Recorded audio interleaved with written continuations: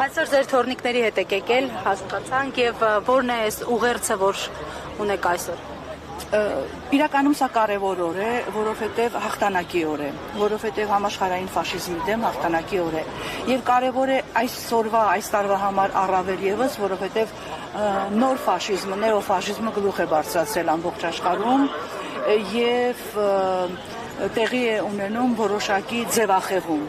Դրա համար մենք պիտի պարտավոր ենք նշել այս օրը, հիշել հերոսներին, հիշել այս հաղթանակը, որպեսզի նեոֆաշիզմը գլուխ չբարձրացնի, մենք կարողանանք այսօր նույնպես հաղթահարել դա։ Տեսեք, 21-րդ դարում նեոֆաշիզմի դեմ, ֆաշիզմի դեմ պայքարը այլևս տեղափոխվել է տեխնոլոգիաների դաշտ,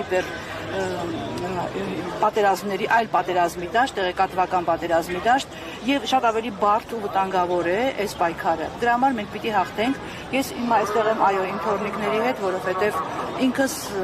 հայրենական մեծ պատերազմի մասնակցի թոռ եմ։ Իմ պապիկը Թամանյան դիվիզիայի կազմում մայորի աստիճանով մասնակցել է եւ հասել է Բերլին եւ այսօր նաեւ ես եկել եմ հարգարքի տուր մատուցելու հայրենական մեծ պատերազմի բոլոր զոհերին եւ իրենցից շնորհակալություն հայտնելու, որ կարողացան 80 տարի առաջ աշխարհը ազատագրել ֆաշիզմից։ Այսօր մենք նույնպես պարտավոր ենք դա անել,